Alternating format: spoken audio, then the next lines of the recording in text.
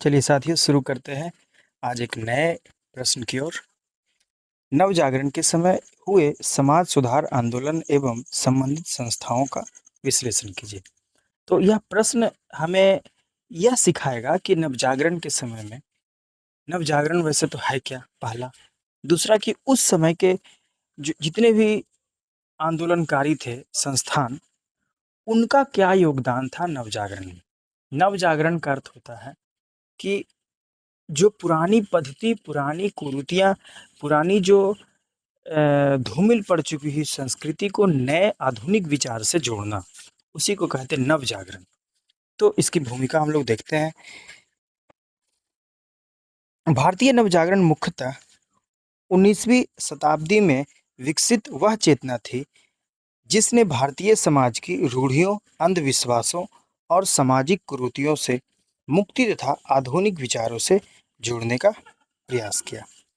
ये मुख्य रूप से यह था कि जितने भी पुरानी रूढ़िवादी, अंधविश्वास, सामाजिक कुरीति, इन लोग से मुक्ति पाकर आधुनिक विचारों से, जो उस समय जो 19वीं शताब्दी जो हमारा जो देश संक्रमण से गुजर रहा था, संक्रमण अर्थात कि नई संस्कृति और पुरानी संस्कृति आपस में टकरा रही थी, उससे उपजे हुए नए संस्कृति निकल रहे थे। तो उनमें कैसे लोग समन्वय बैठाएं, कैसे नई आधुनिक चेतना का विकास हो, उसी को कहते हैं नवजागरण। नवजागरण एक संस्कृति संक्रमण का दौर है।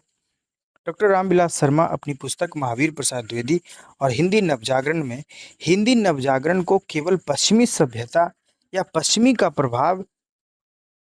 पश्चिमी का परिणाम मानना उचित नहीं मानते। वो ये ही कहते हैं कि नवजागरण जो है यह सिर्फ पश्चिमी का प्रभाव है। पश्चिम से जितने भी विचार आए, वही सिर्फ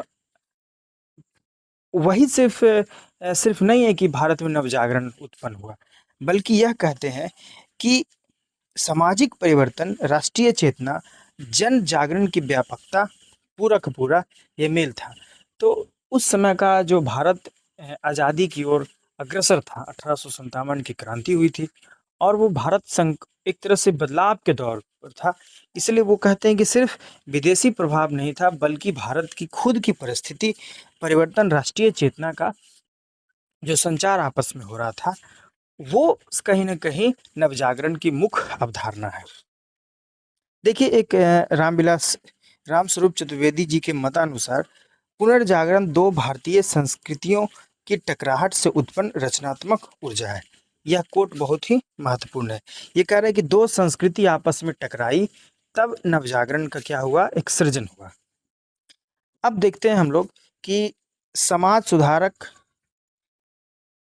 संस्थानों का योगदान। जो जितने भी भारत में समाज सुधारक थे, समाज सुधार कर रहे थे, जितने भी संस्थान, उसका कितना योगदान रहा भारतीय नवजागरण, भारत के नवजागरण में, भारत को जगाने में, भारत को, देश को फिर से नव स्थापित करने में, उनकी विचारधारा को बदलने में कितना योगदान रहा। कुछ संस्थानों को हम लोग देखते हैं, जैसे ब्रह्म समाज।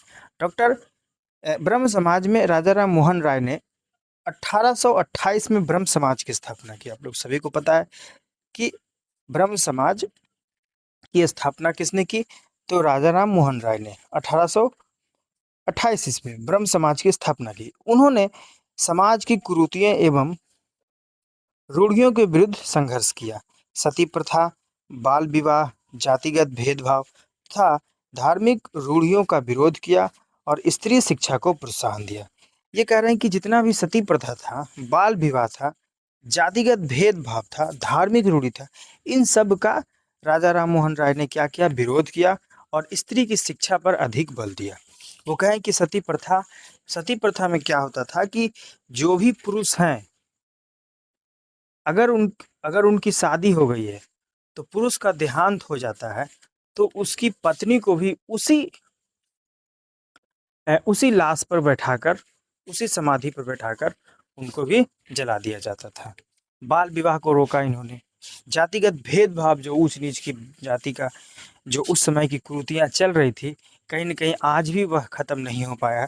तो इन लोगों ने, जो हमारे समाज सुधारक संस्थान के जो प्रमुख, जो हमारे ब्रह्म समाज में से एक हैं, वो इन लोग का काम किए थे। अगला बढ़ते हैं प्रार्थना समाज। महाराष्ट्र में आत्माराम पांडुरंगा ने 1867 ईस्वी में प्रार्थना समाज की स्थापना की। इस संस्थान ने विधवा विवाह एवं स्त्री शिक्षा को बढ़ावा दिया तथा सामाजिक सुधार पर बल दिया। ये जो आत्माराम पांडुरंगा जो प्रार्थना समाज की स्थापना की, मुख्य रूप से यह विधवा का पुनर्विवाह और स्त्री शिक्षा पर अधिक बल दिया। देखिए, स्त्री शिक्षा पर हमारे राजा राम मोहन राय ने भी इस पर विचार किया कि स्त्री को पढ़ना चाहिए। यहाँ पे आत्माराम पांडुरंगा जो प्रार्थना समाज के संस्थापक है, ये भी स्त्री शिक्षा पर भी बल दिया। अब देखिए, विधवा का विवाह, ये कितना समय चेंज हो गया। पहले तो राजा राम मोहन राय ने सती प्रथा को बंद किया। सती प्रथा, जो भी स्त्री है उनका पति का देहांत हो गया तो उसको पहले रोका। अब रोक दिया गया तो स्त्री स्त्री का जीवन नीरस रहेगा, कैसे जिएगा लोग। तो इसके लिए आत्माराम पांडुरंगा ने प्रार्थना समाज की स्थापना की और विधवा जन का विवाह का पुनर्विचार करने की सिफारिश रखी कि आप लोग कर सकते हैं। ये सब जितनी भी विचारधारा थी, ये सारा विचारधारा नए नव जागरण, मतलब कि नए भारत की उन्नति और नए भारत का निर्माण करने में सहयोगी कर रहे थे। अगला है आर्य समाज। दयानंद सरस्वती ने 1875 ईस्वी में आर्य समाज की स्थापना की। इसका मूल सिद्धांत था वेदों की ओर लौटो। क्या था इनका मूल सिद्धांत? वेदों की ओर लौटो। जितना भी हम लोग कर्मकांड जितना हम लोग करते थे, वो सब कर्मकांड खत्म होकर आधुनिकता की ओर हम लोग दौड़ रहे थे। तो कहे कि नहीं, जब तक व्यक्ति को आपको वेदों की ओर लौटना होगा, वेदों की ओर लौटना होगा, अर्थात जो वेद में निहित शब्द है, वेद में निहित जो हमारा कार्य है, उसको अपनाते हुए रूढ़ी, अंधविश्वास और सामाजिक कुरीतियों को आपको दूर करना है। और स्त्री उत्थान पर बल देना, शिक्षा पर, तर्क, ये आर्य समाजी लोग तर्क की बात करते हैं और हर विद्वान होते हैं, प्रकांड होते हैं, इसमें तर्क की ही स्थान होता है। इसमें आपको अंधविश्वास कहीं दिखेगा नहीं। मूल रूप से इनका था कि वेदों की ओर लौटो और सामाजिक जो रूढ़ियां हैं, अंधविश्वास हैं, मूर्ति पूजा मुख्य रूप से है। यहाँ पे छूट गया है, आप लोग लिख लीजिएगा। मूर्ति पूजा के ये क्या थे? घोर विरोधी थे। इनकी जितने भी समाज है मूर्ति पूजा में एकदम विश्वास नहीं करते हैं। अगला है रामकृष्ण मिशन। रामकृष्ण मिशन, स्वामी विवेकानंद ने 1897 ईस्वी में रामकृष्ण मिशन की स्थापना की। इसका मुख्य उद्देश्य था धार्मिक समन्वय, मानव सेवा, शिक्षा तथा भारतीय संस्कृति और आध्यात्मिकता को मजबूत करना। स्वामी विवेकानंद क्या थे कि सबसे पहले तो धर्म को स्थापित किए कि आपका जो मूल धर्म है, जो भी धर्म हो, उसमें आप समन्वय लाइए, उसमें तालमेल में गड़बड़ी नहीं होना चाहिए। मनुष्य की सेवा कीजिए, शिक्षा पर बल दिए वो, भारतीय संस्कृति और आध्यात्मिकता पर वो बल दिए कि आप व्यक्ति तो हम लोग बाहर की सुंदरता, बाहर का कर्मकांड तो हम लोग खुद करते हैं, बाहर की पूजा पाठ हम लोग खुद करते हैं, लेकिन मन की पूजा कोई नहीं कर पाता है।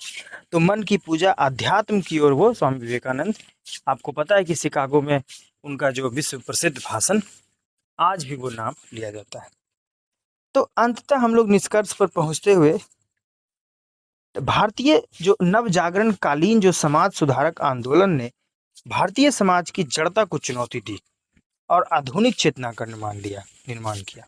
देखिए, जो नव जागरण कालीन समाज सुधारक आंदोलनों, जितना भी आंदोलन आया, प्रार्थना समाज हो या आर्य समाज हो या यूं कहे तो वेद वेद वेद की ओर जो लौटो, जो बात कहे थे दयानंद सरस्वती जी ने, इन सारे, ज्योतिबा फूले स्त्री शिक्षा को विशेष महत्व दिया।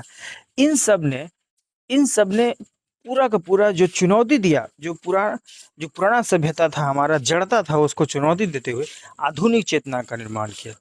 आगे इन आंदोलनों के कारण आत्मसम्मान, सामाजिक सुधार, स्त्री जागरण, समानता और राष्ट्रीय एकता की भावना मजबूती हुई।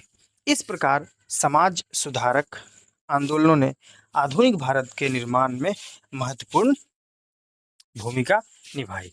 तो ये जो पूरा का पूरा भारतीय जो जागरण है, भारतीय जागरण, जो नव जागरण जिस की ओर हम लोग अग्रसर किए, इसमें भारत की जो जो रामविलास शर्मा कहते हैं, ठीक ही कहते हैं कि ये पश्चिमी सभ्यता और पश्चिमी का देन तो है ही, साथ साथ भारत की जो तत्कालीन परिस्थिति थी, जो देश में राष्ट्रीयता की भाव उत्पन्न हो रहा था 1857 के क्रांति के आसपास में, उस समय देश में मतलब कि प्रस्फुट होकर आज़ादी कौंजी कौंजी थी, वो कहीं ना कहीं स्थिति आ गई। ठीक रामस्वरूप चतुर्वेदी कहे थे कि दो संस्कृति से टकराहट का उत्पन्न प्रतिफल है। ये दो संस्कृति जब टकराता है तो तीसरा का निर्माण होता है।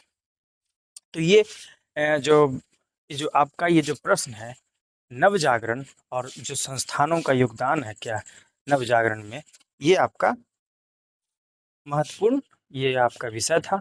और इसको आप लोग एक बार देखिएगा, पूरे प्रश्न को, आपके लिए लाभकारी होगा। ठीक है, धन्यवाद।